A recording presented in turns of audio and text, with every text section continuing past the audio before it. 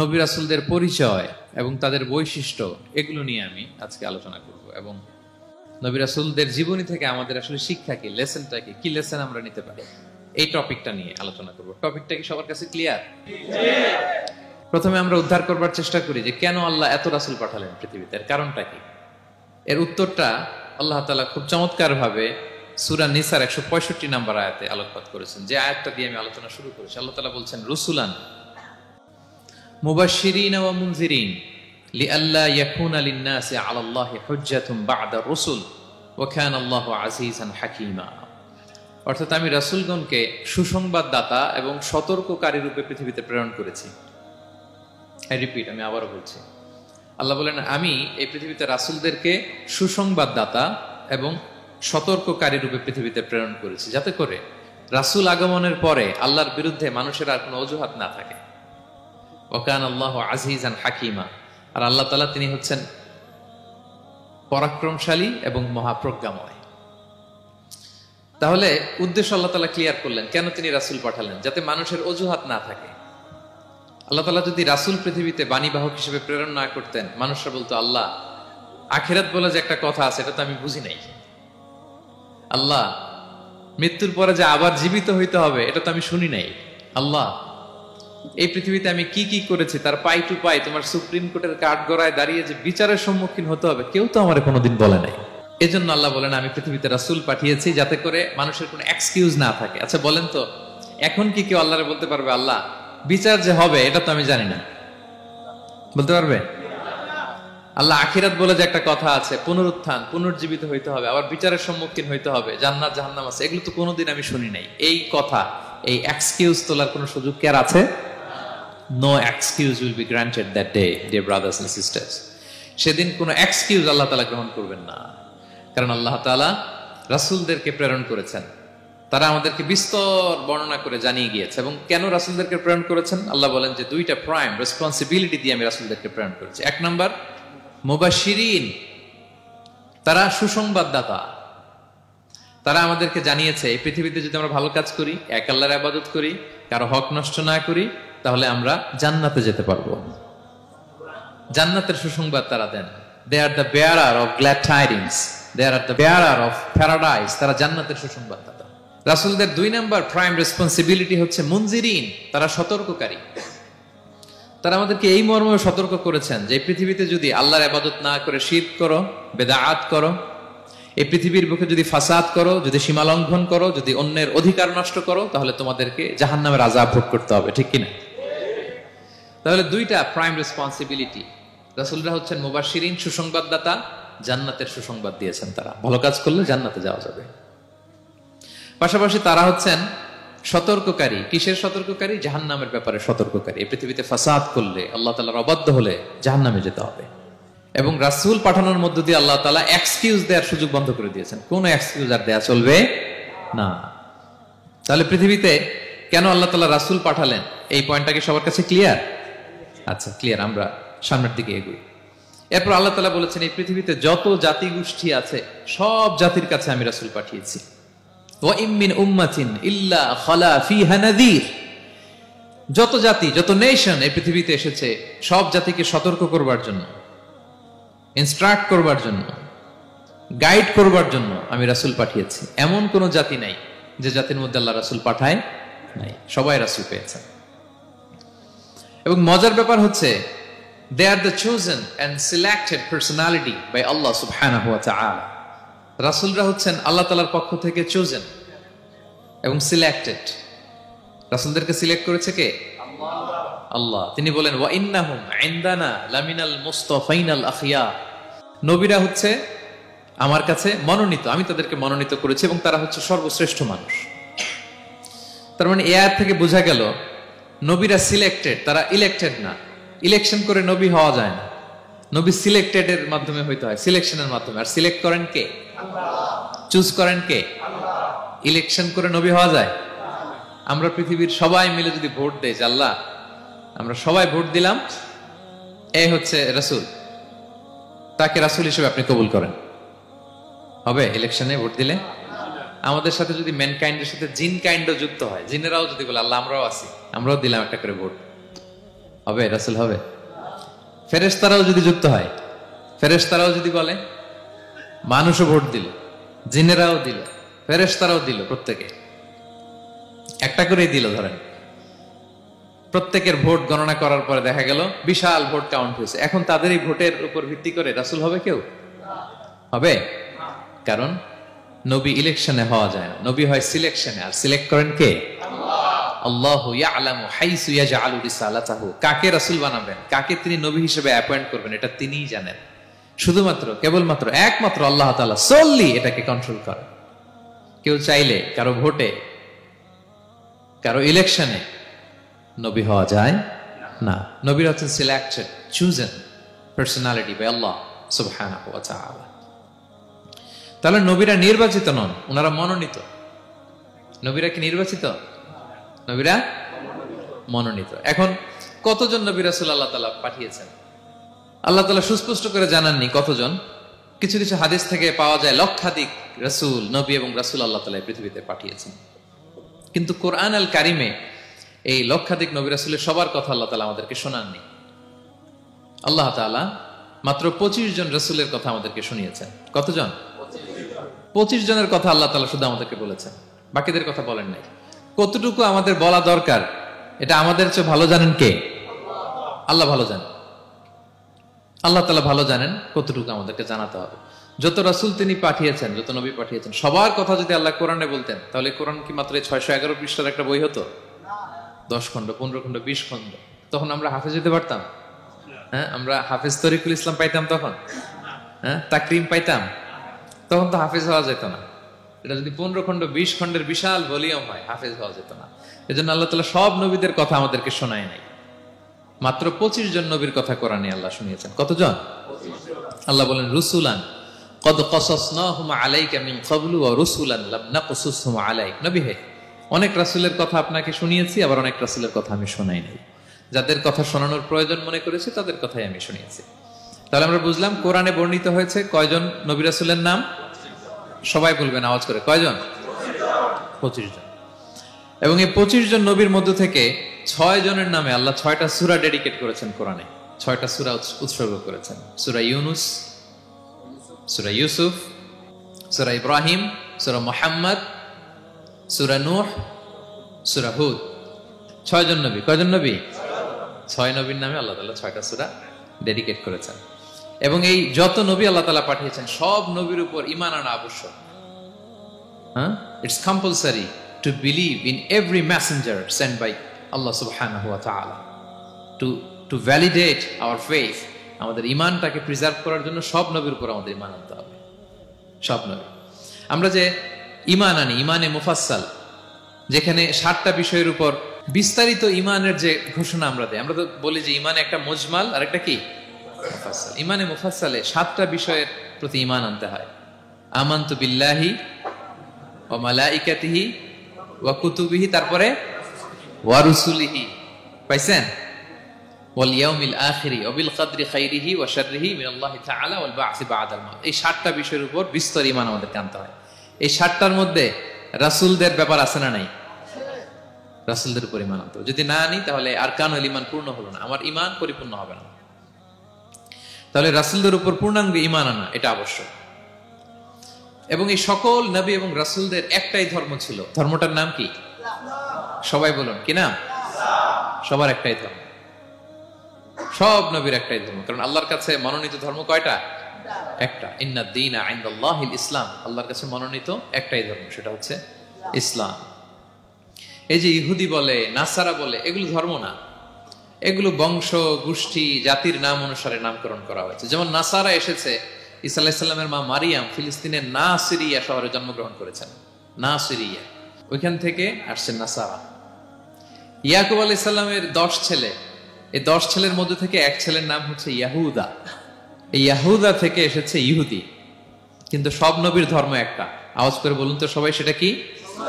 ইসলাম। সবার ধর্ম একটা ছিল, ইসলাম। বিষ্ণু ইসলাম বলেন, ওয়াল আম্বিয়াউ ইখওয়াতুন লিআল্লাতিন। সেই বুখারীর বর্ণনা, নবীগণ হচ্ছে একে অন্যের বৈমাত্রেয় ভাইয়ের মতো। বৈমাত্রেয় ভাই মানে মা ভিন্ন কিন্তু বাবা এক, এরকম হয় না? ধরেন আমার বাবা যদি একাধিক বিয়ে করে, তো প্রত্যেক স্ত্রী গর্ভে যদি সন্তান আসে, তো আমরা সবাই তো ভাই, কি বলেন? কিন্তু মা ভিন্ন। মা কি? তবে বাবা এক। নবীদের দৃষ্টান্তটা এরকম, আল আম্বিয়া ও ইখওয়াতুন লিআল্লাহ। নবীরা হচ্ছেন বৈমাত্রেয় ভাইয়ের মতো, তাদের মা ভিন্ন কিন্তু বাবা এক। বিষ্ণু ইসলাম বলেন, উম্মাহাতুহুম শাত্তা ওয়া দীনুহুম ওয়াহিদ। তাদের শরীয়ত, তাদের বিধিবিধান এটা ভিন্ন ভিন্ন, কিন্তু তাদের দিন কি? এক, সেটা হচ্ছে ইসলাম। সকল নবীর ধর্মের নাম হচ্ছে ইসলাম। যেমন ইব্রাহিম আলাইহিস সালামের ব্যাপারে আল্লাহ তাআলা বলেন, মা কানা ইব্রাহিমু ইয়াহুদিয়ান ওয়ালা নাসরানিয়ান ওয়ালাকিন কানা হানিফাম মুসলিমা ওয়া মা কানা মিনাল মুশরিকিন। নবী ইব্রাহিম আলাইহিস সালাম উনি ইহুদিও ছিলেন না, নাসারাও ছিলেন না, উনি একনিষ্ঠ মুসলিম ছিলেন। কি ছিলেন? আল্লাহ নবী ইউসুফ আলাইহিস সালাম উনি সবসময় আল্লাহর কাছে দোয়া করতেন, আল্লাহ তাওয়াফানি মুসলিমান ওয়াল হিকনি বিসসালিহিন। আল্লাহ তুমি আমাকে মুসলিম হিসেবে মৃত্যু দিও আর সৎকর্মশীলদের সাথে অন্তর্ভুক্ত করে নিও। তো উনি মুসলিম না হলে এই দোয়া করতেন, আল্লাহ মুসলিম হিসেবে মৃত্যু দিও। সুলাইমান আলাইহিস সালাম রানী বিলকিসের কাছে একটা চিঠি লিখেছেন। এই চিঠি আবার পাঠিয়েছেন হুদহুদ পাখিকে দিয়ে। হুদহুদ পাখি ঠোঁটে করে এটা কামড় দিয়ে নিয়ে বিলকিসের রাজপ্রাসাদের ভেন্টিলেশনের ভিতর দিয়ে ঢুকে বিলকিস লাঞ্চ করে বিশ্রাম নিতেছিল, আর বুকের উপরে চিঠিটা রেখে ফুরুত করে উড়াল দিছে হুদহুদ। খুলে দেখে অদ্ভুত এক চিঠি, ইন্নাহু মিন সুলাইমান ওয়া ইন্নাহু বিসমিল্লাহির রহমানির রহিম। তো বিলকিসকে উদ্দেশ্য করে সাল্লাল্লাহু আলাইহি ওয়াসাল্লাম বলেছিলেন, আল্লাহ তাআলু আলাইয়া ওয়াতুনি মুসলিমিন। বিলকিস অবাধ্য হয়ো না, বাড়াবাড়ি করো না, মুসলিম হয়ে আমার কাছে ফিরে আসো। কোন নবী বলছেন? তো উনি যদি মুসলিম না হতেন, উনি মুসলিম হওয়ার আহ্বান করতেন? প্রিয় ভাইরা, তাহলে সব নবীর ধর্ম একটা, সেটা কি? ইসলাম। সব নবী একই ধর্মের অনুসারী ছিলেন। এ পর্যায়ে আমরা কমন প্রফিটিক ফিচার্স, 10টা কমন ফিচার আছে যেটা সব নবীদের ক্ষেত্রে প্রযোজ্য। সব নবীদের ক্ষেত্রে এই ফিচারগুলো পাওয়া যায়। এই 10টা কমন ফিচার নিয়ে আলোচনা করব ইনশাআল্লাহ। এই 10টা কমন ফিচারের 1 নম্বর হচ্ছে আল ওয়াহি। সকল নবীকে আল্লাহ তাআলা ওহী পাঠিয়েছেন, রেভেলেশন, প্রত্যাদেশ। ওহী মানে সিক্রেট মেসেজ, যেটা নবী শোনে আর আল্লাহ জানে, দুনিয়ার মানুষ এটা শোনে। নবীরা বললে কেবল শোনে। সুবহানাল্লাহ বলেন। সব নবীকে আল্লাহ এই ওহীটা পাঠিয়েছেন।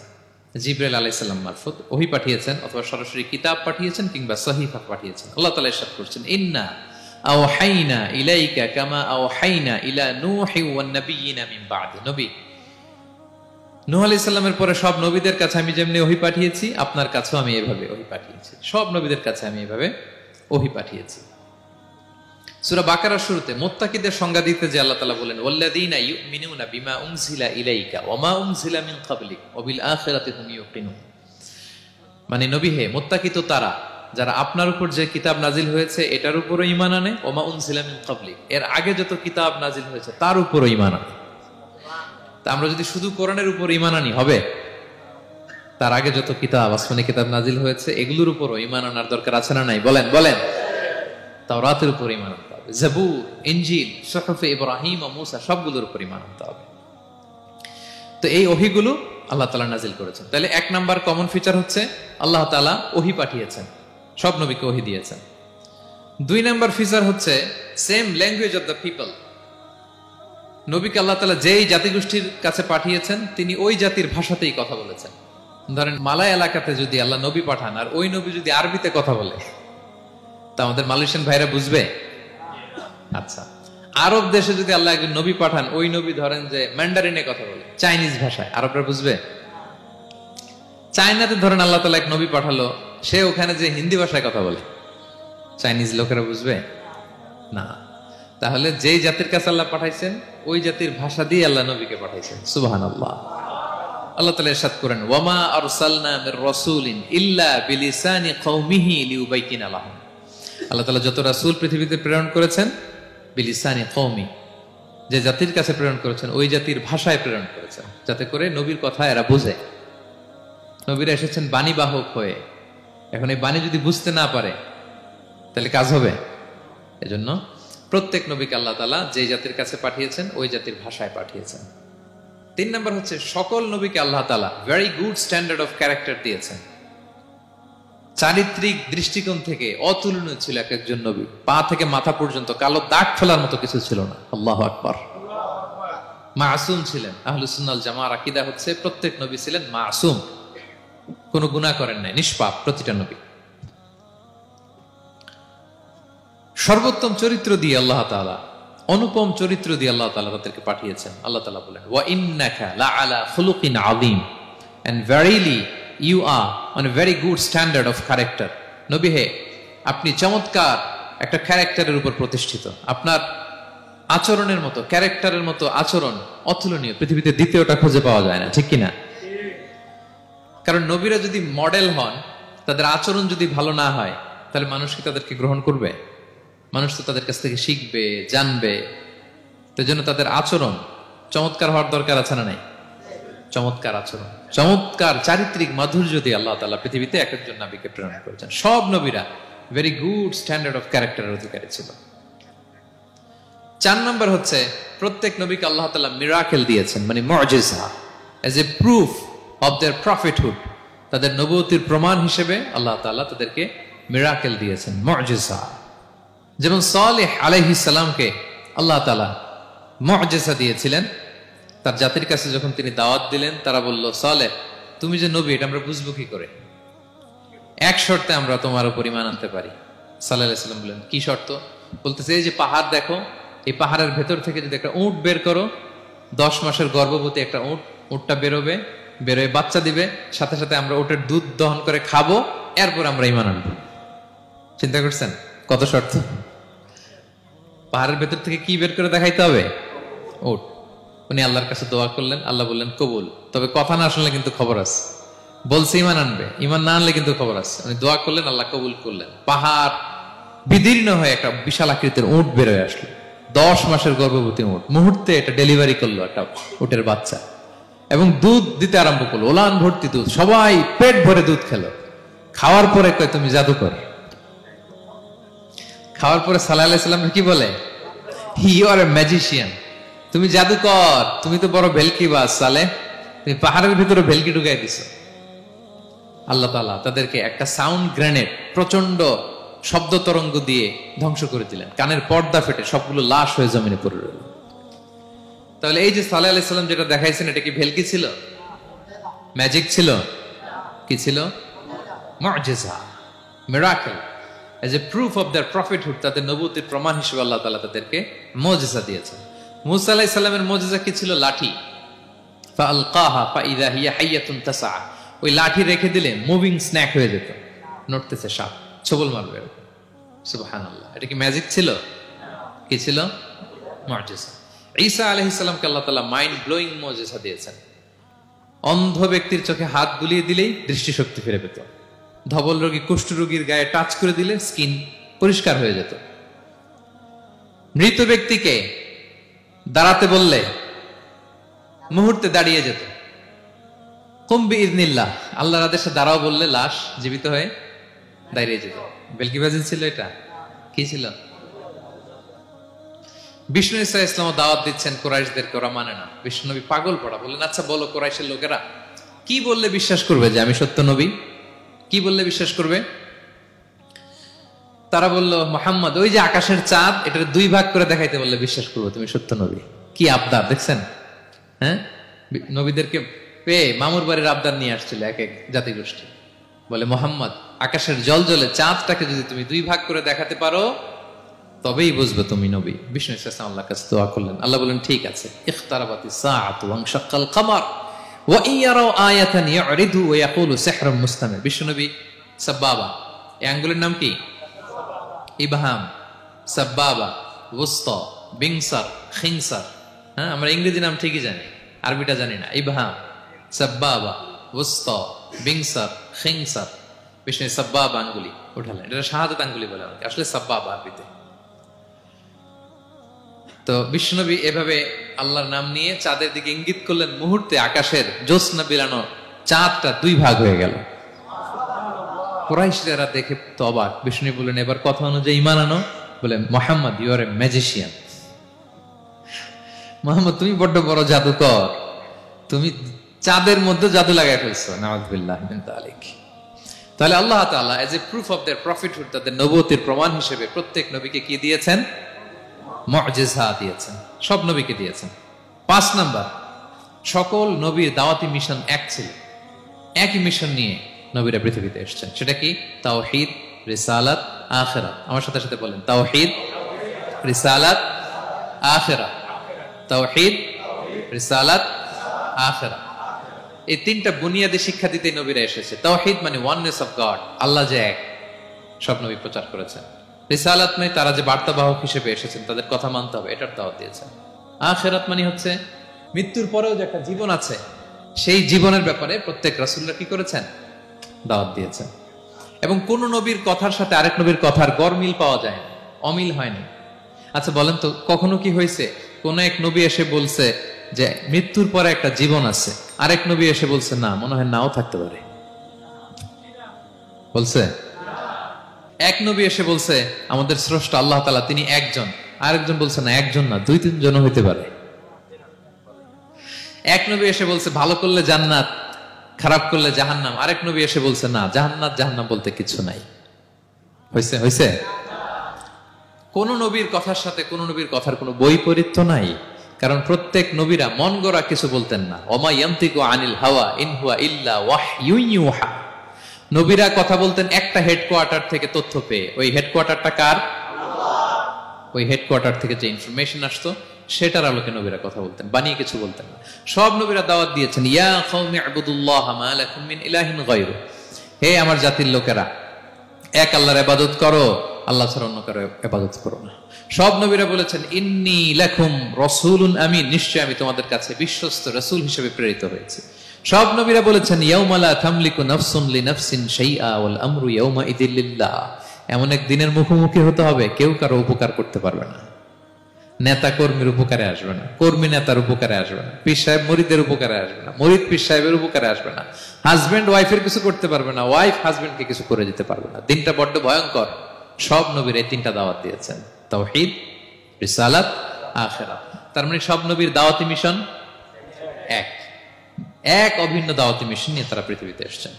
6 নাম্বার, এই পৃথিবীতে যত রাসূল এসেছে, নবী এসেছে, তারা প্রত্যেকে মানুষ ছিলেন। কি ছিলেন? নাকি জিন ছিল? ফেরেশতা? প্রেরিত সব নবীরা কি ছিল?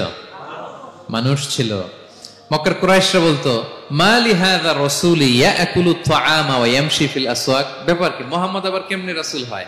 আমরাও বাজারে যাই, উনিও যায়, আমরাও বিয়ে করি, উনিও বিয়ে করে, আমাদেরকে মারলে কাটলে লাল রক্ত, ওনার রক্ত বের হয়। তো তারা চাচ্ছিল, তারা বলতেছিল যে মানুষ না দিয়ে আল্লাহ যদি ফেরেশতা পাঠাইতো নবী হিসেবে তাইলে না ভালো হইতো। তালবাহান, এটার কি বলে? ফেরেশতা পাঠালে কি বলতো জানেন? ফেরেশতা পাঠালে বলতো ফেরেশতাদের তো ক্ষুধা লাগে না, এরা বুঝবে কি আমাদের কষ্ট? ফেরেশতাদের তো জৈবিক চাহিদা নাই, এরা কেমনে বুঝবে? ফেরেশতাদের তো খারাপ কাজ করার প্রবণতা, টেন্ডেন্সি নাই। আমাদের যে কষ্ট, দুঃখ, ফিলিংস, সেটা তো ফেরেশতারা বুঝে না। ফেরেশতারা কেমনে আমাদের নবী হয়? এটা বলতো, ঠিক কিনা? তালবাহানা বলে কেমন রাসূল, আমরা যা করি তাই করে। আল্লাহ বলেন সব নবীকে আমি মানুষ হিসেবে প্রেরণ করেছি। বিষ্ণু ইসলাম বলেন ইন্নামা আনা বাশারুম মিসলুকুম, নিশ্চয় আমি তোমাদের মতোই মানুষ। তোমাদের মতোই কি মানুষ। তো পার্থক্য হচ্ছে ইউহা ইলাইয়া, আমার কাছে ওহী আসে, প্রত্যাদেশ আছে আল্লাহ তাআলার পক্ষ থেকে।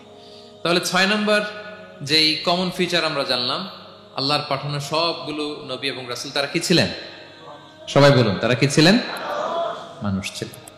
7 নম্বর কমন ফিচার হচ্ছে আল্লাহর পাঠানো সব নবী এবং রাসূলরা ওনারা পুরুষ ছিলেন। কি ছিলেন? কোন নবী কি নারী ছিল বলেন তো? হ্যাঁ, নারী নবী আছে? নাই।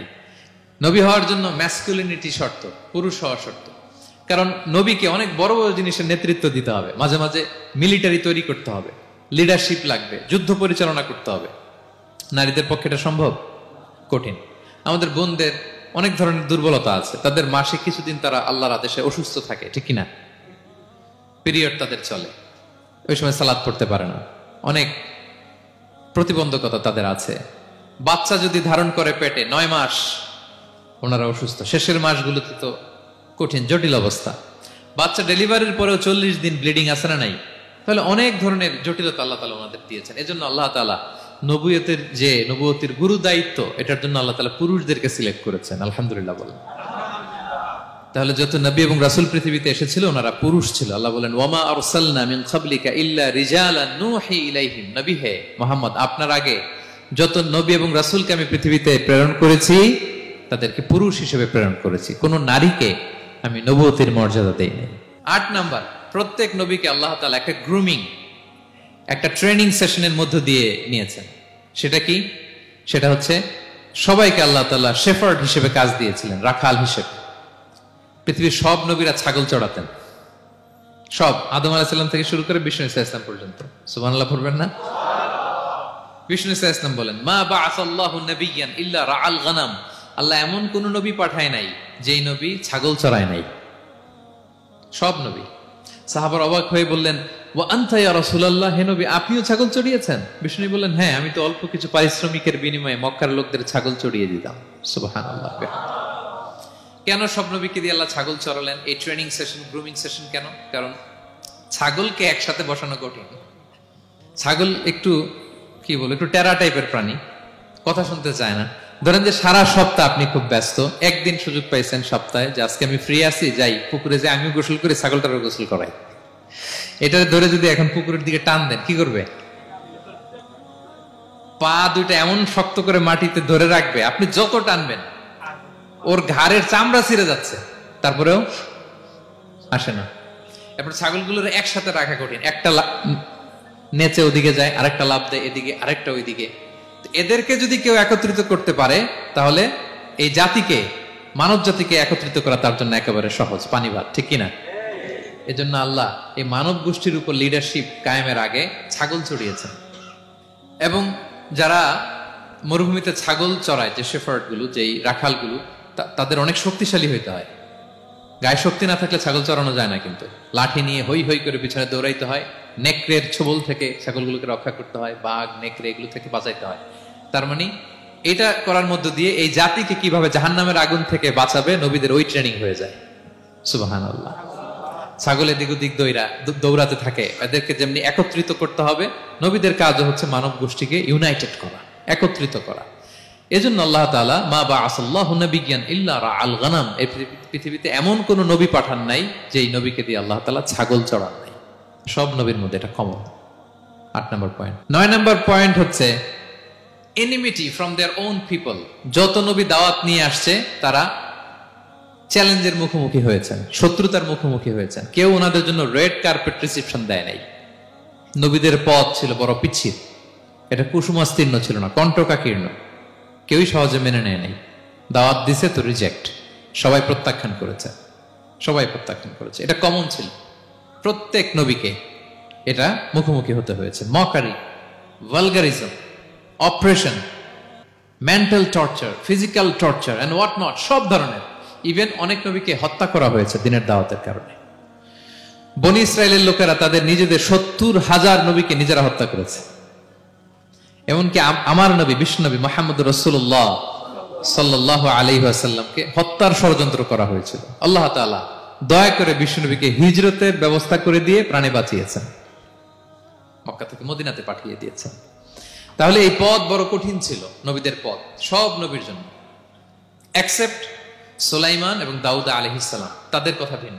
এছাড়া সব নবীরা এই সংগ্রাম, এই বিরোধিতা, এই শত্রুতা, এই জেলাসি, এগুলোর মুখোমুখি হয়েছে পৃথিবীর সকল নবীরা, সকল নবীরা। বিষ্ণু ইসা ইসলাম ঘুমাতে পারে নাই একটা রাত শান্তিতে।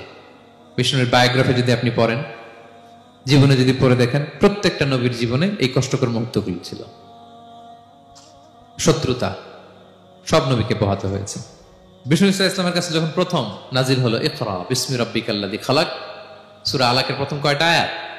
5 আয়াত নিয়ে কোরআনের ভারে নতুন রেগুলেশন পেয়ে বিষ্ণুনবী কাঁপতে আরম্ভ করলেন। কাঁপতে কাঁপতে জ্বর এসে গেল বিষ্ণুনবীর গায়ে, নিচে নেমে আসলেন। খাদিজা রাদিয়াল্লাহু তাআলা আনহাকে বললেন, জাম্মিলুনি জাম্মিলুনি, আমাকে কম্বল চাপা দাও, আমার খুব শীত লাগছে, আমার জ্বর এসে গিয়েছে। কাঁপতে লাগলেন বিষ্ণু ইসলাম। খাদিজা রাদিয়াল্লাহু তাআলা আনহার এক চাচাতো ভাই ওয়ারাকা ইবনে নওফল ছিল ইনজিল কিতাবের পণ্ডিত। খাদিজা রাদিয়াল্লাহু তাআলা আনহা বিষ্ণুকে নিয়ে চাচাতো ভাইয়ের কাছে গেলেন, যে বলেন, ভাই ওরাকা দেখেন তো মুহাম্মদ কি বলে, সে কি দেখছে, কি নিয়ে আসছে, কাঁপতেছে আর বলতেছে আমি মরে যাব, আমাকে কম্বল চাপা দাও। ওরাকা বললেন, মুহাম্মদ কে এসেছিল বলতো? বিষ্ণু জিবরাইল ইসলামের বর্ণনা দিলেন। কি বলেছে বলতো? 5 আয়াতের বর্ণনা বিষ্ণু ইসলাম দিলেন। তখন বিষ্ণু ইসলামের কথা শুনে ওরাকা বলল, তোমার কাছে যে এসেছে ওহুয়ান নামুস, মানে জিবরিল, সে সব নবীদের কাছে এসেছে। মুহাম্মদ তুমি নবী হবা, তুমি কি হবা?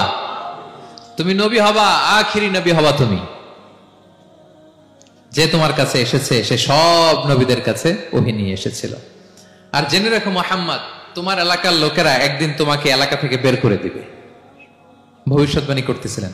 বিশ্বনবী বললেন, আওয়া মুখরিজিয়াহুম, আমার ভাই বেরাদার, আমার জ্ঞাতি গোষ্ঠীর লোকেরা আমার এলাকা ছাড়া করবে? ওরাকা বললেন, হ্যাঁ। লাম ইয়াতি রাজুলুন কাত্তু বিমিসলি মা জিতা বিহি ইল্লা উদিয়া। তোমার মতো এরকম রিসালাতের দায়িত্ব নিয়ে যারাই কোনো জাতির কাছে এসেছে তাদের সাথে এরকম শত্রুতা করা হয়েছে। বিষ্ণু ইসলাম সেদিনের কথা শুনে, ওরাকার কথা শুনে অবাক হয়েছিলেন। তাহলে সব নবীদের ক্ষেত্রে 9 নম্বর কমন বৈশিষ্ট্য হচ্ছে তাদেরকে বাধার সম্মুখীন হতে হয়েছে। এখনো যারা নবীদের পথে চলবে বা চলে তাদের জীবনে বাধা বিপত্তি আছে না নাই? হ্যাঁ, তারা জেনে বুঝেই এই পথে এসেছে, তারা হিসাব মিলিয়েই এই পথে নেমেছে। এজন্য বাধা বিপত্তি চ্যালেঞ্জ কোন মুমিনকে তার রাস্তা থেকে সরাতে পারে না, ঠিক কিনা বলেন? এক চুলো নড়াতে পারে না। এটা নবীদের পথ, এটা নবীওয়ালা কাজ। এখানে জুলুম থাকবে, এখানে বাধা বিপত্তি থাকবে, এখানে চ্যালেঞ্জ থাকবে।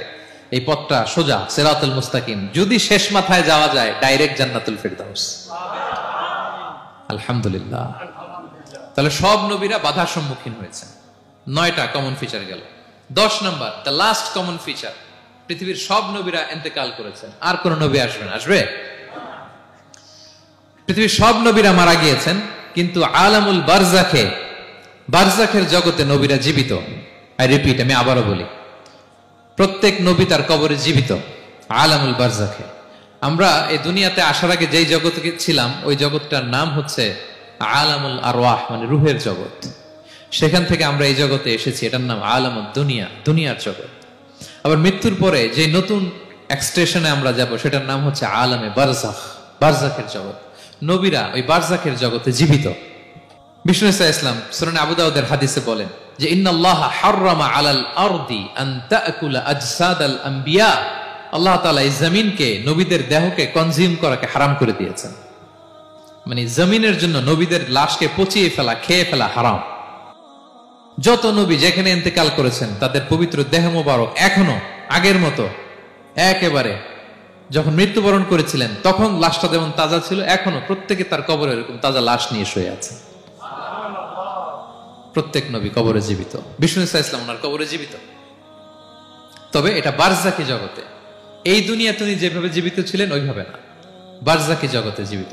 আমরা যখন প্যারা নবীর উপর সালাম পৌঁছাই, দুরুদ পড়ি, প্রত্যেক ফেরেশতা, একটা ফেরেশতা আছে এই দুরুদগুলোকে নিয়ে বিষ্ণুনবীর কাছে পৌঁছায়। আপনার বাবার নাম, আপনার নাম বলে ফেরেশতা বলে যে অমুকের ছেলে অমুক আপনাকে সালাম দিয়েছে। বিষ্ণুনবী কবর থেকে নিজে ওই সালামের উত্তর বলে, কারণ বিষ্ণু ইসলাম বারজাকের জগতে তিনি জীবিত। হায়াতুন নবী, বারজাকের জগতে তিনি জীবিত। আরেক হাদিসে বিষ্ণু ইসলাম বলেন, আল আম্বিয়া ও আহিয়াউন ফি কুবুরিহিম ইউসাল্লুন। নবীরা তাদের কবরে জীবিত, সেখানে তারা সালাত আদায় করে।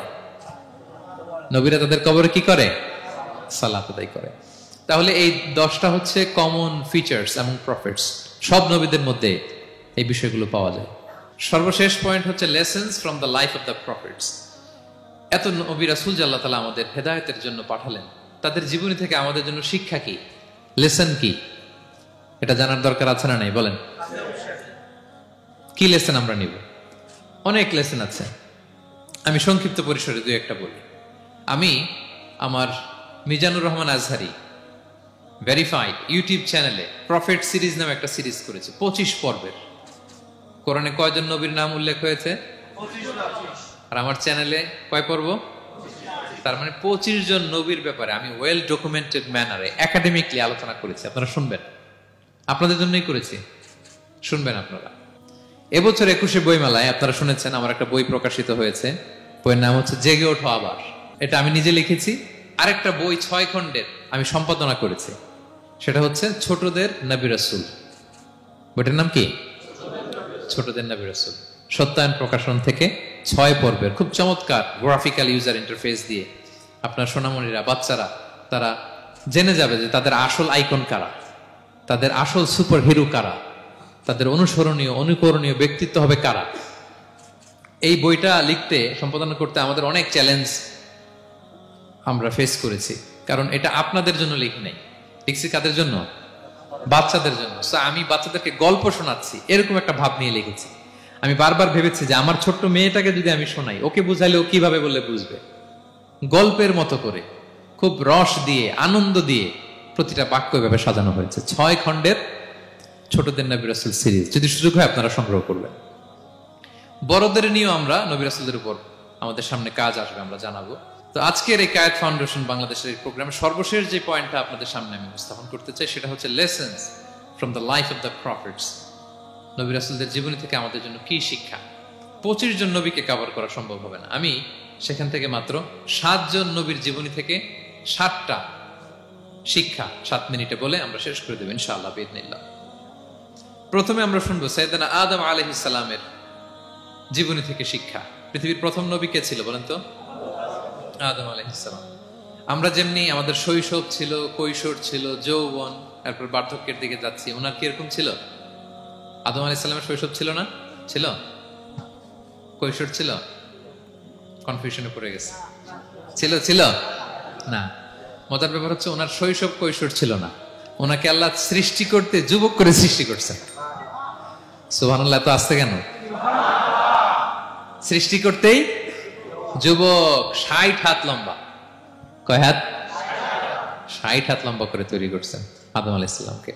আপনারাও যারা জান্নাতে যাবেন 60 হাত লম্বা হয়ে ঢুকবেন, 33 বছরের যুবক হয়ে ঢুকবেন। 80 বছর বয়সে মারা গেল, কত বছর বয়সে ঢুকবেন? গালে কোনো দাড়ি থাকবে না। এই দুনিয়ায় দাড়ি রেখে নেন, ওখানে দাড়ি ছাড়া উঠবেন একেবারে কোনো জুরদা মুর্দা। ও আবনা ও সালাসা ওয়া সালাসিন, 33 বছরের তাগড়া ইয়াং সুপারস্টার হয়ে জান্নাতে ঢুকবো আমরা। তো আদম আলাইহিস সালামকে আল্লাহ প্রথম নবী করে পৃথিবীতে পাঠালেন। ওনাকে জান্নাতে সব খাইতে বললেন যে সব খাও, একটা গাছের কাছে যেও না। কিন্তু শয়তান সে তার মিশন নিয়ে আসে। সে আদম আলাইহিস সালামকে ভুলভাল বোঝালো, আদম আর হাওয়াকে, যে একটা কাজ করো, আল্লাহ তাআলা তোমাকে না করছে কেন জানো? আল্লাহ তো চায় না তুমি জান্নাতে থাকো, আল্লাহ চায় তোমাদেরকে দুনিয়াতে পাঠাই দিবে। তো তুমি যদি ওই গাছের ফল খেয়ে ফেলো, আল্লাহ আর দুনিয়াতে পাঠাইতে পারবে না। কিন্তু আল্লাহ চায় তোমাদেরকে কই পাঠাবে? কিন্তু যদি গাছের ফল খেয়ে ফেলো আর পাঠাইতে পারবে না। এজন্য আল্লাহ নিষেধ করছে গাছের ফল খায় না। চিন্তা করছেন? উল্টা, পুরো উল্টোটা বুঝাইছে। তো ভুল করে সাইয়েদনা আদম আলাইহিস সালাম হাওয়া আলাইহিস সালাম খেয়ে ফেলছেন এই ফল। খাওয়ার পরেই আল্লাহ তাআলা পাঠিয়ে দিলেন পৃথিবীতে, যাও জমিনে যাও, এই জান্নাতে আর থাকা যাচ্ছে না। কাঁদতে আরম্ভ করলেন আদম আর হাওয়া আলাইহিস সালাম, কাঁদতে কাঁদতে অনুতপ্ত হয়ে আল্লাহর কাছে দোয়া করলেন। তো পুরো আদম আলাইহিস সালামের জিন্দেগির সবচেয়ে বড় শিক্ষা হচ্ছে রিপেন্টেন্স, অনুতপ্ত হওয়া। কি হওয়া? অনুতপ্ত হওয়া। আমরা ভুল করব, কুল্লুকুম খাত্তাউন, আমরা সবাই পাপী। সবাই কি পাপী? কে পাপ করি না? আমরা সবাই পাপী। কিন্তু মনে রাখবেন, আমাদের পাপ যত বড় হোক, আল্লাহর রহমতের দরিয়া তার চাইতেও বড়, অনেক বড়। তিনি দয়াময়, তিনি মেহেরবান, তার দয়ার শেষ নাই, তার মায়ার শেষ নাই। তার রহমতের দরিয়া যে কত বড় আপনি কল্পনাও করতে পারবেন না। শয়তান আর আমাদের মধ্যে পার্থক্য হচ্ছে, শয়তান পাপ করে পাপে অটল থাকে, কিন্তু বিশ্বাসীরা পাপ করার সাথে সাথেই ক্ষমা চায় কার কাছে? এটা হচ্ছে আদম আলাইহিস সালামের জীবনী থেকে আমাদের জন্য সবচেয়ে বড় লেসন। সাইয়েদনা আদম আলাইহিস সালাম উনি ভুল করে যখন বুঝতে পারলেন, অনুতপ্ত হলেন, চোখের পানি ছাড়লেন। 2 ফোঁটা পানি আল্লাহর কাছে সবচাইতে প্রিয়। এক হচ্ছে জিহাদের ময়দানে মুজাহিদের গা বেয়ে ঝরে পড়া রক্তের ফোঁটা, 2 হচ্ছে অনুতপ্ত বান্দার চোখের পানির ফোঁটা। অনুতপ্ত বান্দা নিজের ভুল স্বীকার করে মাথাটা নিচু করে চোখের পানি ছেড়ে দিয়ে যখন আল্লাহর কাছে কাঁদে, তার চোখের পানি চোখ বেয়ে নাকের ডগা বেয়ে জমিনে ড্রপ করার আগেই আল্লাহ তার সব গুনাহ মাফ করে দেয়। সাইয়েদনা আদম আলাইহিস সালাম কাঁদতে আরম্ভ করলেন, কাঁদতে কাঁদতে অনুতপ্ত হয়ে দোয়া করলেন, রব্বানা যালামনা আনফুসানা ওয়া ইল্লাম তাগফির লানা ওয়া তারহামনা লানাকুনান্না মিনাল খাসিরিন। রব্বানা, হে আমাদের রব, যালামনা আনফুসানা, আমরা আমাদের নফসের উপর জুলুম করেছি, ভুল করেছি, অন্যায় করেছি, অপরাধ করেছি। ওয়া ইল্লাম তাগফির লানা, আল্লাহ তুমি যদি ক্ষমা না করো, তুমি যদি মাফ না করো, লানাকুনান্না মিনাল খাসিরিন, আল্লাহ আমরা ধ্বংস হয়ে যাব, আমরা ক্ষতিগ্রস্ত হয়ে যাব, আমরা লুজার হয়ে যাব। এই বাক্যগুলো বলে বলে যখন আল্লাহ তাআলার কাছে দোয়া করলেন, আল্লাহর রহম হলো। আল্লাহ দয়া করে সাইয়েদনা আদম আর হাওয়া আলাইহিস সালামকে ক্ষমা করে দিলেন। ক্ষমা করে আবার জান্নাতের এন্ট্রির ঘোষণা দিলেন যে আবার দুনিয়ার জীবন শেষ করে আসো, যেখান থেকে আসছিল আবার ওখানে ঢুকতে পারবে। তো তাহলে আদম আলাইহিস সালামের জীবন থেকে আমরা যে লেসনটা পাই সেটা কি ভাই? বলেন বলেন। অনুতপ্ত হওয়া, রিপেন্টেন্স। আমরাও যদি জীবনে ভুল করি কি করবেন? ভুলের উপর অটল থাকবেন? অনড় থাকবেন?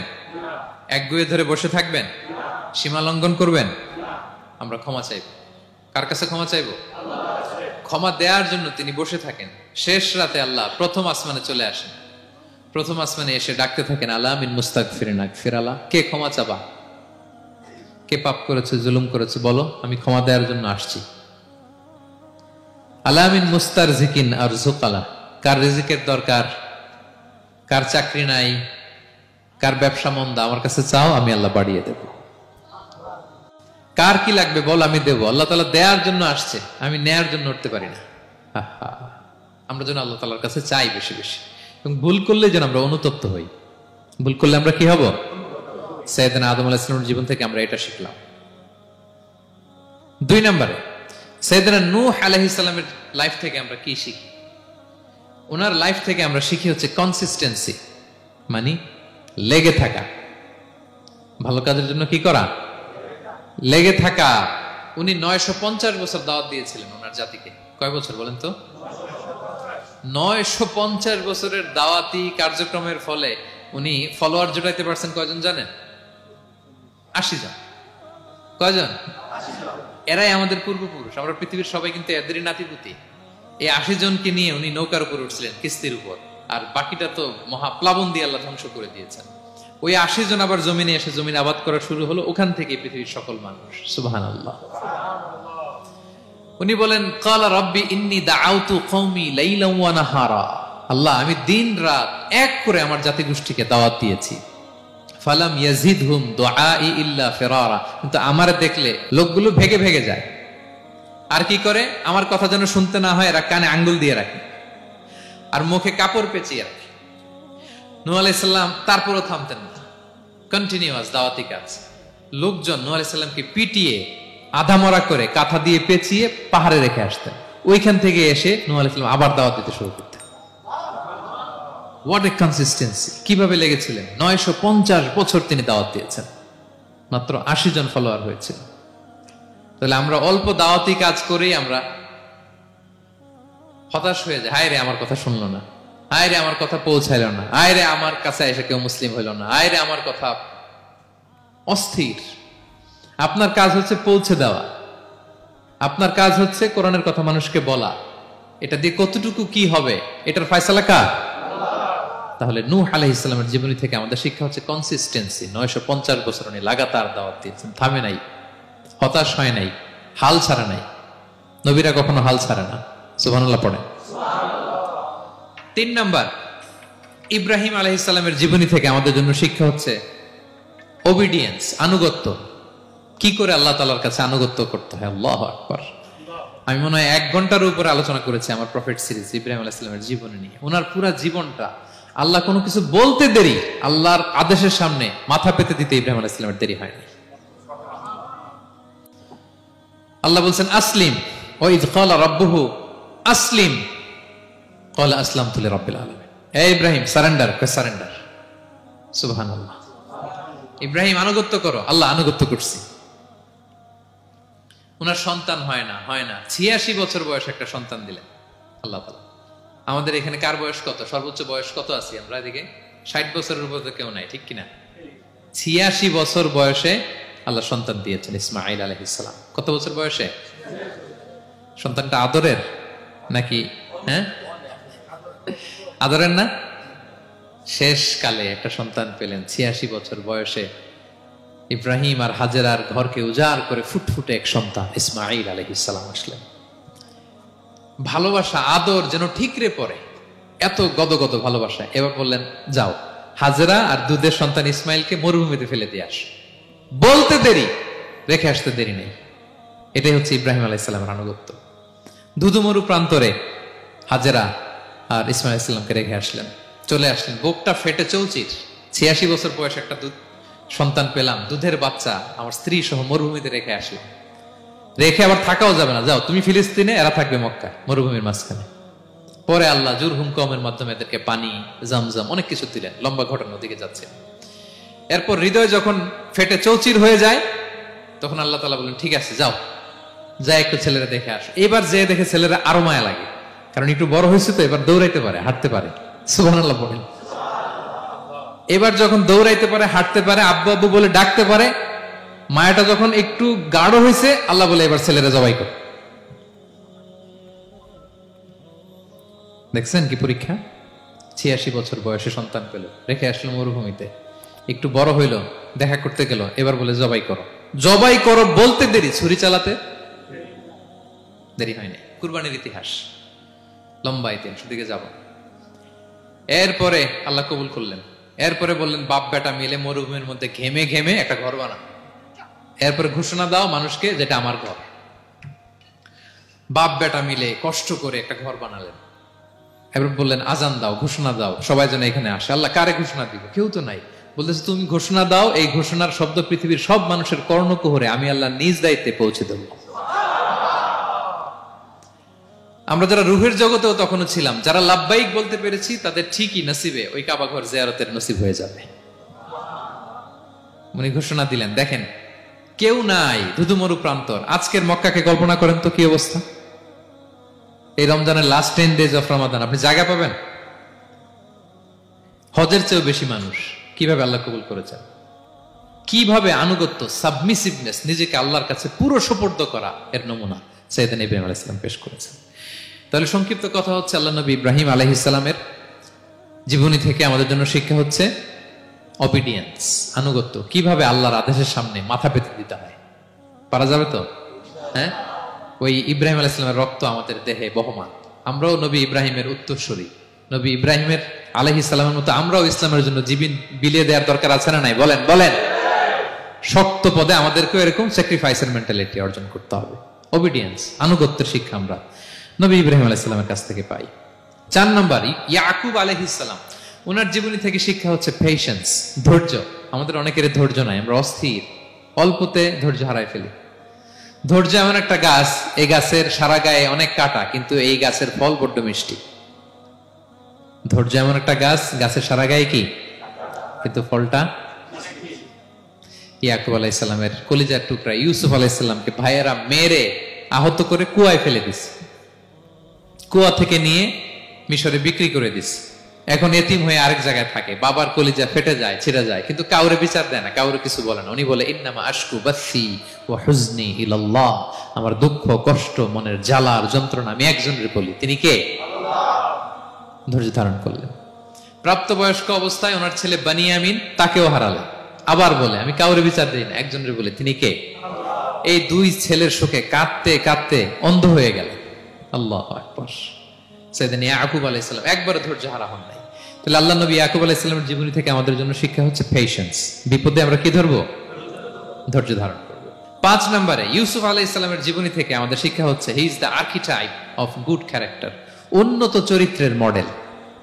আমার যুবক ভাইয়েরা, কায়েদ ফাউন্ডেশন বাংলাদেশের আজকের ইফতার প্রোগ্রামে যুবক যারা এসছো, তোমাদের জন্য শিক্ষা আর্কিটাইপ অফ গুড ক্যারেক্টার, চরিত্র কিভাবে হেফাজত করতে হয়, এর মডেল, প্রেরণার বাতিঘর, তাগড়া যুবক, পৃথিবীর সবচাইতে সুন্দর পুরুষ ইউসুফ আলাইহিস সালাম। তাকে দেখে ওই সময়ের আরেক বিশ্ব সুন্দরী জুলাইখা প্রেমে মাতোয়ারা,